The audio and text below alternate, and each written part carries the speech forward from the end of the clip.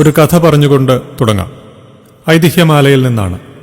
നിഗൂഢതകളുടെ നിലവറയെന്ന് വിശേഷിപ്പിക്കാവുന്ന കൊട്ടാരത്തിൽ ശങ്കുണ്ണിയുടെ പ്രശസ്തമായ ഐതിഹ്യമാലയിൽ നിന്ന്. ആയിരക്കണക്കിന് വർഷങ്ങൾക്ക് മുമ്പുള്ള തമിഴ്നാട്ടിലെ മധുര നഗരം. ദേശം ഭരിക്കുന്ന പാണ്ഡ്യരാജവംശത്തിന്റെ ആസ്ഥാനമായിരുന്നു മധുര അന്ന്. പ്രതാപശാലികളായ അവരുടെ പരദേവതയാകട്ടെ മധുര മീനാക്ഷി. ദേവിയുടെ ബിംബത്തിൽ ചാർത്തുന്ന അമൂല്യമായൊരു മുക്കുത്തി ഒരു ദിവസം കാണാതെയാകുന്നു. വിവരം രാജാവിന്റെ ചെവിയിലുമെത്തി. ദേവിയുടെ ശാന്തിക്കാരൻ രാജാവിന്റെ സമക്ഷത്തിലേക്ക് വിളിപ്പിക്കപ്പെട്ടു. കേട്ടത് ശരിയാണെന്നും എത്രയെല്ലാം തെരഞ്ഞിട്ടും ആഭരണം കണ്ടെത്താനായില്ലെന്നും പ്രജാപതിയോട് ശാന്തി സമസ്താപരാധം പറഞ്ഞെങ്കിലും കല്ലേ പിളർക്കുന്ന രാജശാസനം വരുന്നു. 40 ദിവസത്തെ സാവകാശമുണ്ട് ശാന്തിക്ക്. അതിനുള്ളിൽ നഷ്ടപ്പെട്ട തിരുവാഭരണം കണ്ടെത്താനായില്ലെങ്കിൽ വധശിക്ഷയ്ക്ക് വിധേയനായിക്കൊള്ളുക. മേൽക്കോടതിയോ അപ്പീലോ ഇല്ലാത്ത അന്ത്യവിധി. കണ്ണീരും കയ്യുമായി പൂജാരി മടങ്ങിപ്പോരുന്നു. മുക്കുത്തിക്കായുള്ള അന്വേഷണം 39 ദിവസം പിന്നിട്ടിട്ടും വിഫലം തന്നെ. പറയാനും കരയാനുമായി പൂജാരിക്ക് മുമ്പിൽ ആകെയുള്ളത് ഉരിയാടാൻ കഴിയാത്ത മധുര മീനാക്ഷി മാത്രം. മരണത്തെ മുമ്പിൽ കണ്ടുകൊണ്ട് ഭയത്തോടെയുള്ള മയക്കത്തിനിടയിൽ അന്ന് രാത്രി പൂജാരി എവിടുന്നോ ഒരു സ്ത്രീ ശബ്ദം കേൾക്കുന്നു. അങ്ങിനിയും ഇവിടെ നിന്നാൽ ആപത്താണ്. വേഗം പുറത്തിറങ്ങി ഓടി രക്ഷപ്പെടുക. സാഹചര്യം ഇപ്പോൾ അനുകൂലമാണ്. രക്ഷപ്പെടാനുള്ള അവസാന അവസരമെന്ന നിലയിൽ പൂജാരി പുറത്തിറങ്ങി രണ്ടും കൽപ്പിച്ച് ഓടാൻ തുടങ്ങി. പട്ടുടുത്ത് ചിലമ്പണിഞ്ഞ് ദിവ്യപ്രഭ പൊഴിക്കുന്ന ഒരു സ്ത്രീരൂപമുണ്ടപ്പോഴതാ അദ്ദേഹത്തെ അനുധാവനം ചെയ്തുകൊണ്ട് ക്ഷേത്രത്തിൽ നിന്നിറങ്ങി പിന്നാലെ ഓടുന്നു. ചിലമ്പൊലിയോടെ പിന്നാലെ വന്ന ദിവ്യശോഭ തെല്ലിട കഴിഞ്ഞപ്പോൾ മുമ്പിൽ കടന്നായി ഓട്ടം. മുമ്പിൽ പോകുന്നത് തന്റെ ഒരേയൊരു വഴിയും രക്ഷയുമാണെന്നറിവായതോടെ പൂജാരിയും സർവശക്തിയുമെടുത്ത് ഓട്ടം തുടർന്നു.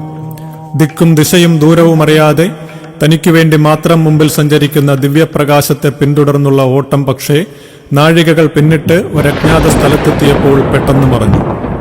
ഭയവും അന്ധകാരവും കൂടെ അസാധാരണമായ ഓട്ടത്തിന്റെ തളർച്ചയും കാരണം ക്ഷീണിതനായിരുന്ന പൂജാരി മിന്നൽ വെളിച്ചത്തിൽ അടുത്ത് കണ്ട ഒരു വഴിയമ്പലത്തിനുള്ളിലേക്ക് കയറി കിടന്നതും ഗാഠനിദ്രയിലായി.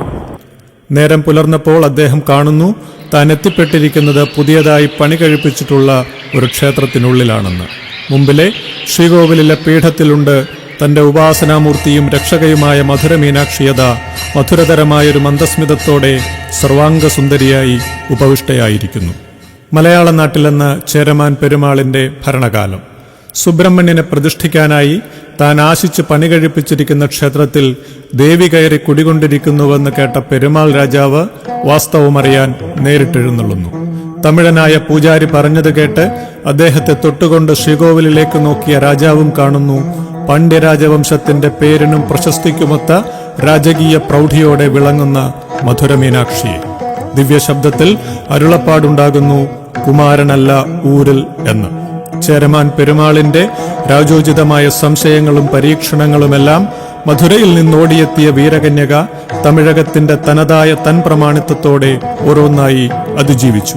തിങ്കൾക്കാടെന്നും ഇന്ദുകാനനമെന്നുമെല്ലാം അന്നോളം അറിയപ്പെട്ടിരുന്ന ക്ഷേത്രവും പ്രദേശവും അങ്ങനെ കുമാരനല്ലൂർ ദേവിയുടെ പേരിലായിത്തീരുന്നു.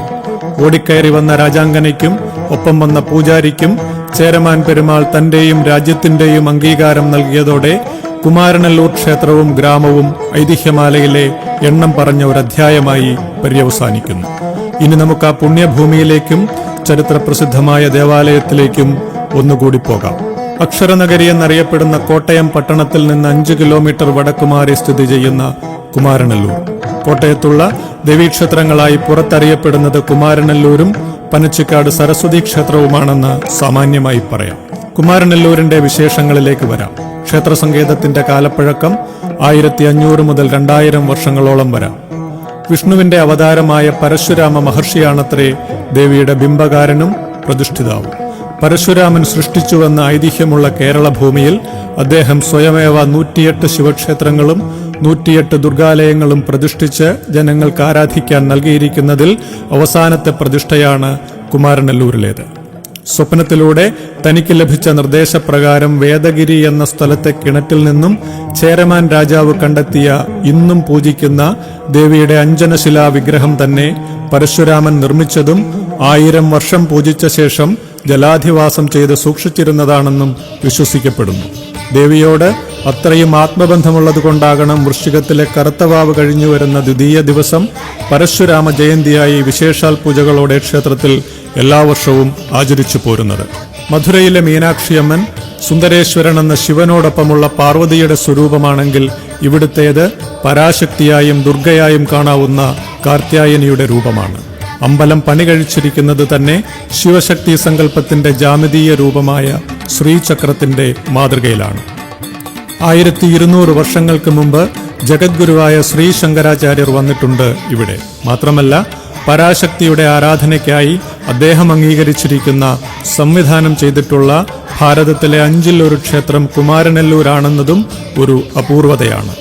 പരശുരാമനും ശങ്കരനും കഴിഞ്ഞാൽ വില്വമംഗലം സ്വാമിയും കുഞ്ചൻ നമ്പ്യാരും ഗുരുവായൂരപ്പന്റെ കുറൂരമ്മയും അടക്കം ദേവിയുടെ വൈഭവം അറിഞ്ഞുകേട്ട് സമക്ഷത്തിൽ വന്നു വണങ്ങിയവരും തങ്ങി ഭജിച്ചവരും വാഴ്ത്തി സ്തുതിച്ചവരുമായി സുഹൃതജന്മങ്ങളുടെയും പുണ്യാത്മാക്കളുടെയും നീണ്ട നിര തന്നെയുണ്ട് ചരിത്ര പുസ്തകങ്ങളിലും താളിയോല ഗ്രന്ഥങ്ങളിലുമായി.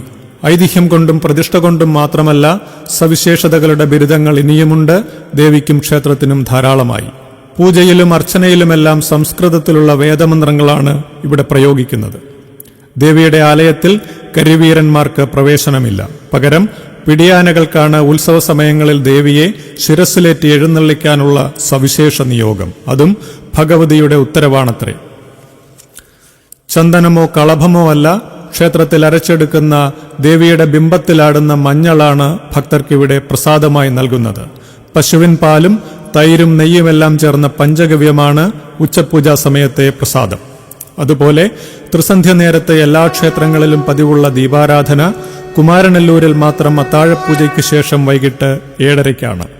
ത്രിമൂർത്തികൾ അടക്കമുള്ള വിശ്വത്തിലെ എല്ലാ ദേവീദേവന്മാരും മഹാത്രിപുര സുന്ദരിയുടെ അത്താഴപൂജയിൽ പങ്കുകൊള്ളാൻ ആ സമയത്തിവിടെ ഉണ്ടാകും എന്നാണ് സങ്കല്പം.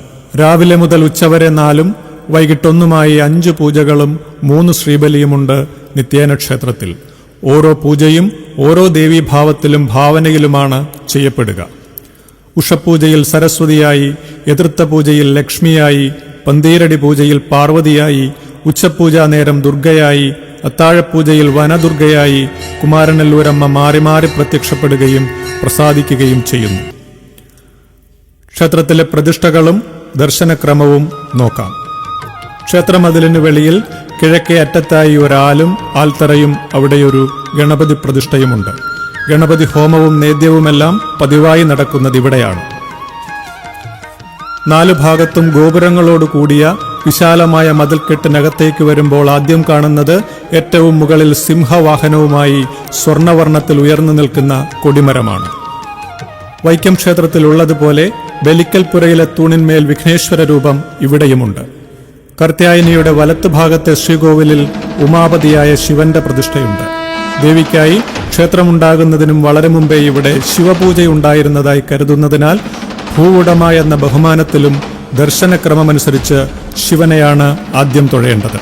ശിവൻ കഴിഞ്ഞാൽ ദേവിയുടെ തിരുനടയ്ക്ക് മുൻവശത്തുള്ള പ്രൗഢിയുള്ള നമസ്കാര മണ്ഡപത്തിന്റെ തെക്കു പടിഞ്ഞാറെ തൂണിലുള്ള ശാസ്താവിനെ തൊഴുതു വന്ദിക്കണം. ശബരിമലയിലെ ശാസ്താവ് മണികണ്ഠനാണെങ്കിൽ കുമാരനെല്ലൂരിൽ മണിഭൂഷണനാണ്. ശിവനും ശാസ്താവും കഴിഞ്ഞാണ് കാർത്യായനിയുടെ ഊഴം വരുന്നത്.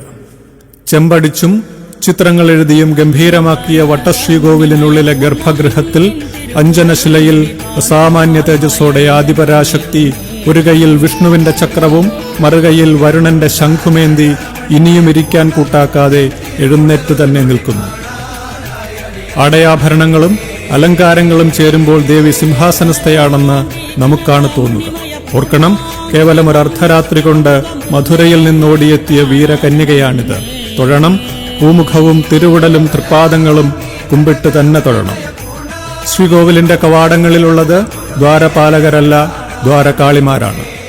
ക്ഷേത്രമതിൽക്കകത്ത് തന്നെ തെക്കു പടിഞ്ഞാറായി ആലിങ്കൽ ഭഗവതി എന്ന പേരിൽ ഒരാൽമരത്തിന് കീഴിൽ ഭദ്രകാളിയെയും വിശേഷവിധികളോടെ പ്രതിഷ്ഠിച്ചിരിക്കുന്നു. തൊട്ടുപിന്നിൽ രക്ഷസുമുണ്ട്.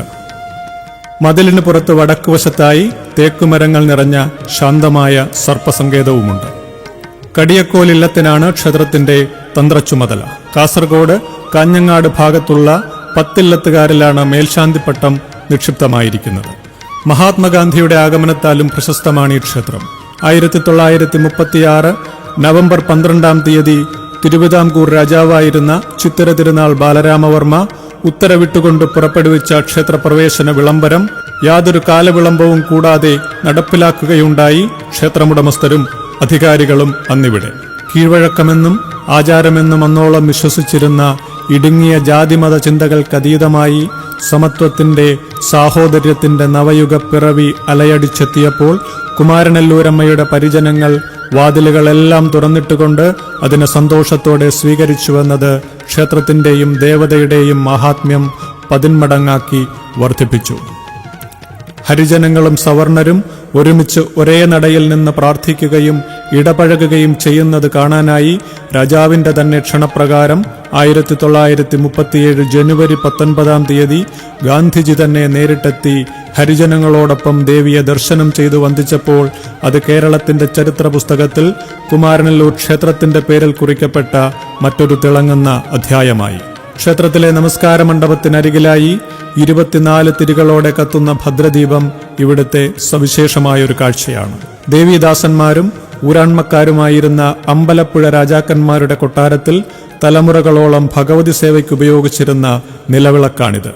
മാർത്താണ്ഡവർമ്മയുടെ കൽപ്പനപ്രകാരം അമ്പലപ്പുഴ രാജ്യം തിരുവിതാംകൂറിലേക്ക് ലയിപ്പിക്കപ്പെട്ടപ്പോൾ അന്നത്തെ അമ്പലപ്പുഴ രാജാവ് വിശേഷപ്പെട്ട ഈ വിളക്ക് കുമാരനെല്ലൂർ ക്ഷേത്രത്തിലേക്ക് സമർപ്പിക്കുകയായിരുന്നു. കോഴിക്കോടുള്ള സാമൂതിരി രാജവംശവും ഭഗവതിയുടെ തികഞ്ഞ ഭക്തരായിരുന്നു. കൊട്ടാരത്തിലും ദേശത്തിലുമെല്ലാം പലപ്പോഴും സംഭവിക്കാമായിരുന്ന ആപത്തുകളും ദുരന്തങ്ങളും തടുത്തതും വഴിമാറ്റിവിട്ടതും ഇവിടുത്തെ ദേവിയുടെ ഇടപെടൽ കൊണ്ടാണെന്ന് രാജാക്കന്മാർ ഉറച്ചു വിശ്വസിച്ചിരുന്നു. ഇവരുടെ പരമ്പരയിലുള്ള യുവതികൾ വിവാഹിതരാകുമ്പോൾ ധരിക്കുന്ന മണിക്കാതില എന്ന സ്വർണ്ണാഭരണം ക്ഷേത്രത്തിൽ കൊണ്ടുവന്ന് ദേവിക്കുള്ള അവരുടെ കാണിക്കയായി സമർപ്പിക്കുന്ന കീഴ്വഴക്കം ഇപ്പോഴുമുണ്ട്.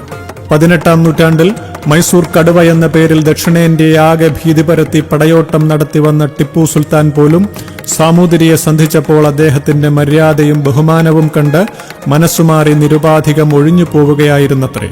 ടിപ്പു പാരിതോഷികമായി കൊടുത്ത അദ്ദേഹത്തിന്റെ സ്വർണ്ണാഭരണം സാമൂതിരി ഉപകാരസ്മരണയോടെ ഭഗവതിക്ക് സമർപ്പിച്ചതും ഇവിടുത്തെ സ്വർണശേഖരത്തിലുണ്ട്.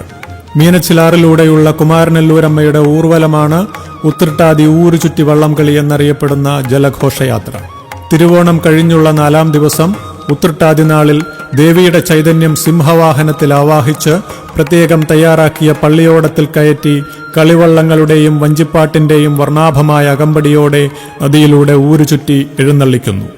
നിറപറയും കത്തിച്ച വിളക്കുകളും വെച്ച് പൗരാവലികൾ ഒരുക്കുന്ന സ്വീകരണങ്ങൾ ഏറ്റുവാങ്ങുന്ന ദേവി തന്റെ പ്രിയദേശത്തെ പുറത്തേക്കിറങ്ങിച്ചെന്ന് കാണുന്നു. കുമാരനെല്ലൂരിനെ സംബന്ധിച്ചിടത്തോളം കഥകളെയും വിശ്വാസങ്ങളെയും യുക്തി കൊണ്ട് തൂക്കി നോക്കുക അസാധ്യമാണ്. രാജാവിനു വേണ്ടി വേദഗിരിയിലെ കിണറ്റിലിറങ്ങി ദേവിയുടെ വിഗ്രഹം കണ്ടെത്തിയെടുക്കുന്നത് പരിയത്തുണ്ണി എന്ന് വിളിക്കുന്ന മാന്യദേഹമായിരുന്നു. സംപ്രീതനായ രാജാവ് ഉണ്ണി ചോദിക്കുന്നത് എന്തും കൊടുക്കാൻ തയ്യാറായപ്പോഴും അദ്ദേഹം ആവശ്യപ്പെട്ടത് കുമാരനെല്ലൂരമ്മയ്ക്ക് എന്നും പൂക്കൾ സമർപ്പിക്കാനുള്ള എളിയ അവസരം മാത്രമാണ്. അതുകൊണ്ടിന്നും പരിയത്തുണ്ണിയുടെ പിന്മുറക്കാർക്കാണ് ക്ഷേത്രത്തിൽ ദേവിക്ക് ചാർത്തുന്ന മാലകൾ സ്വന്തം കൈപ്പടയിൽ കൊരുത്തെടുക്കാനുള്ള ഒരേയൊരവകാശവും ഭാഗ്യവും. മധുരയിൽ നിന്നും ദേവിയോടൊപ്പം വന്ന പഴയ പൂജാരിയുടെ തലമുറക്കാർ കുമാരനെല്ലൂരമ്മയെ സേവ ചെയ്തുകൊണ്ട് ഇന്നും ഇവിടുത്തെ പ്രധാന പൂജാവൃത്തിയിലുണ്ട് എന്നുകൂടി അറിയുക. മധുരയില്ലം എന്ന് തന്നെയാണ് ക്ഷേത്രത്തിനടുത്ത് തന്നെയുള്ള ഇവരുടെ വീട്ടുപേര്. കഴിയുന്നില്ല. മീനാക്ഷിയുടെ മധുരയിലെ ക്ഷേത്രത്തിലുമുണ്ട് കുമാരനെല്ലൂരമ്മയുടെ കല്ലിൽ കൊത്തിയ രൂപം. മീനാക്ഷിയമ്മന്റെ കോവിലിൽ നിന്നും സുന്ദരേശ്വരന്റെ ക്ഷേത്രത്തിലേക്കുള്ള വഴിയിലെ തൂണുകളിലൊന്നിൽ ദേവിക്കായി ചേരമാൻ പെരുമാൾ ആദ്യം നിശ്ചയിച്ചിരുന്നത് വൈക്കത്തെ ഉദയനാപുരം ക്ഷേത്രമായിരുന്നു. ഭഗവതിയാവട്ടെ കാർത്തികേയനായി കരുതി വച്ചിരുന്ന ഊരിൽ കാർത്യായനിയായി കടന്നു വന്നപ്പോൾ ഇവിടെ പ്രതിഷ്ഠിക്കേണ്ടിയിരുന്ന കുമാരൻ ഉദയനാപുരത്തേക്ക് മാറ്റപ്പെട്ടുവെങ്കിലും ഭഗവാന്റെ ശ്രീകോവിലിന് തെക്കുഭാഗത്തെ തൂണിൽ ദേവിയുടെ സാന്നിധ്യം സങ്കല്പിച്ചുകൊണ്ട് നിത്യേന ഭഗവതി സേവ ഇവിടെയും നടന്നുവരുന്നു. കൺമുമ്പിൽ ഇത്രയും ചിത്രങ്ങൾ മിഴിവോടെ നിൽക്കുമ്പോൾ ആശ്രിതരുടെയും ഭക്തരുടെയും തലമുറകൾ പാരമ്പര്യം മുറുകെ പിടിച്ചുകൊണ്ട് ഭഗവതിയെ സേവിച്ചുകൊണ്ടിരിക്കുമ്പോൾ നമുക്കെങ്ങനെ കഥകളെയും യാഥാർത്ഥ്യത്തെയും യുക്തി കൊണ്ട് വേർതിരിക്കാനാവും? പിന്നെ ഭക്തമനസ്സുകളെ സംബന്ധിച്ചിടത്തോളം കുമാരനെല്ലൂരമ്മ എന്നാൽ അവർക്ക് വെളിപ്പുറത്തുള്ള ഏതത്ഭുതവും പ്രവർത്തിക്കാൻ കരുത്തുള്ള ശക്തിയും സാന്നിധ്യവുമായിരിക്കെ യുക്തിചിന്തയ്ക്ക് എവിടെയാണ് പ്രസക്തി? ഭക്തിക്കുള്ള അത്രയും പ്രാധാന്യം അതേ തൂക്കത്തിൽ ക്ഷേത്രം വിദ്യാഭ്യാസത്തിനും നൽകിപ്പോരുന്നു. 600ഓളം കുട്ടികളും 50ഓളം അധ്യാപകരുമായി ക്ഷേത്രത്തോട് ചേർന്നിരിക്കുന്നതാണ് Devivilasam vocational higher secondary school. പഠന പാഠ്യേതര മികവുകളുമായി പൊതുമേഖലയിൽ കോട്ടയം ജില്ലയിലെ തന്നെ അറിയപ്പെടുന്ന സ്കൂളുകളിൽ ഒന്നാണിത്. ക്ഷേത്രത്തിന്റെ തൊട്ടു മുൻപിലുള്ള കൊട്ടാരം മാളികയിൽ കുട്ടികൾക്കായി ചെണ്ടമേള പരിശീലനവും നടത്തിവരുന്നു. ദേവിയുടെ പിറന്നാളായിട്ടാണ് വൃശ്ചികത്തിലെ കാർത്തിക നക്ഷത്രം 9-ാം ദിവസം വരത്തക്ക വിധമുള്ള കാർത്തിക മഹോത്സവം 10 ദിവസങ്ങളിലായി വൻ ബഹുജന പങ്കാളിത്തത്തോടെ ആചരിച്ചു വരുന്നത്. ദേവിയെപ്പോലെ തന്നെ വിശേഷങ്ങൾ കൊണ്ട് സമ്പന്നമാണ് ദേവിയുടെ ഉത്സവവും. ഉത്സവം കൊടിയേറിയാൽ 10 ദിവസവും ദേവിക്കിവിടെ ആറാട്ടുണ്ട്. ഉത്സവ ബലിയും പാണ്ടിയും പഞ്ചാരിയുമായി മേളപ്രമാണികളായ കലാകാരന്മാർ മാറ്റുരയ്ക്കുന്ന ചെണ്ടമേളവും രാവിലെയും വൈകിട്ടും ചുറ്റുവിളക്കുമൊക്കെയാണ് അകത്തെ കാഴ്ചകൾ. പുറത്തെ കലാമണ്ഡപത്തിലാകട്ടെ ഭജനകളും ഭക്തിഗാനമേളയും കച്ചേരിയും കഥകളിയും തുള്ളലും തിരുവാതിരയുമായി കാണികളുടെ കണ്ണും കാതും നിറയ്ക്കാൻ പോന്ന കലാപരിപാടികളും അരങ്ങൊഴിയാതെ നടന്നുകൊണ്ടിരിക്കും. ഉത്സവം 10 ദിവസമാണെങ്കിലും കാർത്തിക കൊട്ടിക്കലാശിക്കുന്നത് 9-ാം ദിവസമാണ്. രാവിലെ മുതൽ ജഗദംബികയുടെ കാർത്യായനിയുടെ തൃക്കാർത്തിക ദർശനം തുടങ്ങുന്നു. ആയിരങ്ങളാണ് അന്നേ ദിവസം സർവാലങ്കാര വിഭൂഷിതയായ ദേവിയുടെ ദർശന സായുജ്യം തേടി ഈ നട കയറിയെത്തുന്നത്. കാർത്തിക ദർശനവും ഭജനയും കഴിഞ്ഞ് ഭഗവതിയെ അന്നത്തെ ആറാട്ടിനായി എഴുന്നള്ളിക്കുന്നു. കടവിലെ നീരാട്ട് കഴിഞ്ഞ് വഴിനീളെയുള്ള സ്വീകരണങ്ങൾ ഏറ്റുവാങ്ങി ദേവിയുടെ ബിംബം കിഴക്കേ ഗണപതിയാലിൻ ചുവട്ടിലെ അലങ്കാര പന്തലിലെത്തുമ്പോഴേക്കും അകമ്പടിക്കായുള്ള ആനകളും മേളക്കാരും അണിനിരക്കുകയും സുപ്രസിദ്ധമായ കാർത്തിക പാണ്ടിമേളം തുടങ്ങുകയും ചെയ്യുന്നു.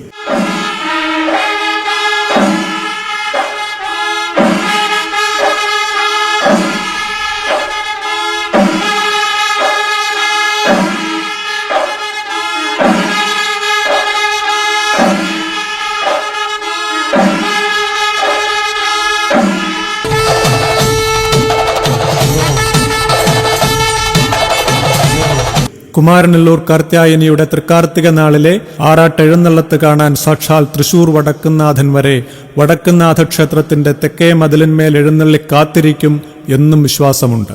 അതുകൊണ്ട് വൃശ്ചികത്തിലെ കാർത്തിക നാളിൽ വടക്കുന്നാഥന്റെ ഉച്ചപൂജ നടക്കുന്നത് ശ്രീകോവിലിന് വെളിയിൽ തെക്കേ മതിൽക്കകത്താണ്. പൂരപ്രമാണിയായ വടക്കുന്നാഥന് പോലും കാർത്തിക ഇത്രയും ഗൗരവമുള്ളതാണെങ്കിൽ പിന്നെ കുമാരനല്ലൂർ ദേശത്തിന്റെ കാര്യം പറയാനുണ്ടോ? അതെ, തൃശൂരിൽ പൂരമാണെങ്കിൽ, വൈക്കത്ത് അഷ്ടമിയാണെങ്കിൽ, ഗുരുവായൂരിൽ അഷ്ടമി രോഹിണിയാണെങ്കിൽ, കുമാരനല്ലൂരിന്റെ ആഘോഷമെന്ന് പറഞ്ഞാൽ അത് കാർത്തികയാണ്. സമാനതകളോ സമാന്തരങ്ങളോ ഇല്ലാത്ത തൃക്കാർത്തിക. കാർത്തിക ഊട്ട് എന്നറിയപ്പെടുന്ന ക്ഷേത്രത്തിലെ അന്നത്തെ ഗംഭീരമായ അന്നദാനത്തിന്റെ ചുമതല അക്ഷരാർത്ഥത്തിൽ തന്നെ നാട്ടുകാർക്കാണ്. സദ്യക്കുള്ള കായ്കറികൾ അരിയുന്നത് മുതൽ വിഭവങ്ങൾ ഒരുക്കുന്നതും വിളമ്പുന്നതുമെല്ലാം ദേവിക്ക് വേണ്ടി ഒരു നാട് മുഴുവൻ ഒത്തൊരുമിച്ചാണ്. ദേവി കാർത്യായനി ദേശദേവതയാകുന്ന കണ്ണഞ്ചിപ്പിക്കുന്ന കാഴ്ച കാണണമെങ്കിൽ കാർത്തിക ദിവസം കുമാരനല്ലൂരിൽ ചെന്ന് നോക്കണം. ആറാട്ടും കാർത്തിക ഊട്ടുമെല്ലാം കഴിഞ്ഞ് സന്ധ്യ മയങ്ങുമ്പോഴേക്കും ക്ഷേത്രമതിൽക്കകവും എല്ലാ അതിർത്തികളും വിട്ട് ദേശത്തെ ഓരോ വീടും മനസ്സും ദേവീ പ്രമാണത്താലും സുവർണ ദീപാവലികളാലും പ്രകാശപൂരിതമായി തീരുന്നു. ഇരു കൈകളും നീട്ടി തന്നെയും ആശ്രിതനായ പൂജാരിയെയും സ്വീകരിച്ച ഒരു ദേശത്തെയും ജനങ്ങളെയും തൊഴുകൈയോടെ നിറകണ്ണോടെ ഈ മണ്ണിലേക്ക് കയറി വരുന്ന ഓരോരുത്തരെയും 4 തൃക്കരങ്ങളും കൊണ്ടമ്മ വകമഴിഞ്ഞനുഗ്രഹിക്കുന്നു. അവരുടെ ആരവങ്ങളിൽ ആഹ്ലാദ തിമിർപ്പിൽ സ്വയം മുങ്ങിക്കുളിച്ചുകൊണ്ട് സംപ്രീതയായി പാറാടുന്നു.